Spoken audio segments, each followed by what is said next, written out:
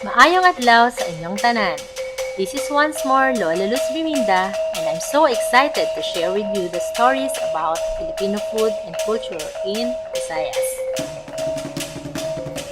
Visayas is one of the Philippines' three main island groups. Located in the central part of the archipelago, it consists of several islands, primarily surrounding the Visayan Sea. There are three administrative regions in the Visayas: Central Visayas, Eastern Visayas, and Western Visayas. The provinces and some areas outside the Visayas speak Visayan languages, but all the areas designated as Central Visayas speak Cebuano, while Hiligaynon and others are important in the west and Waray in the east. The major islands from west to east are Panay, Negros, Cebu, Bohol, Leyte, and Samar. Visayas is known for various local products such as abaca, cacao, and root crops in Samar. In Biliran, there are palay and other tropical crops. In Leyte, copra and pineapples. In Panay, there is sugar, mango, and coffee. Negros, rami. Guimaras, cashew nuts, mango, and calamansi. In Cebu, sugarcane and tobacco. And lastly, Camiguin for fruit trees and lanzones. Visayas is surrounded by fresh marine waters and is known for seafood cuisines.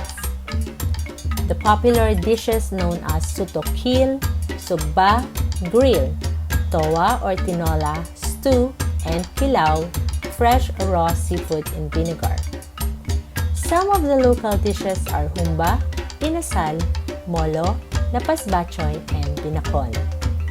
Dry salted products are dried fruits, tanggit, buwad, and dried fishes. And sweet delicacies are moron, pinagsubo, dried banana, esquillos, bizcocho, turones, piyaya, otap, and binago. One of the local dishes that originated in the Central Visayas in the province of Cebu City is sutokil. It stands for three methods of cooking in the Visayas region. Su means sugba or to grill.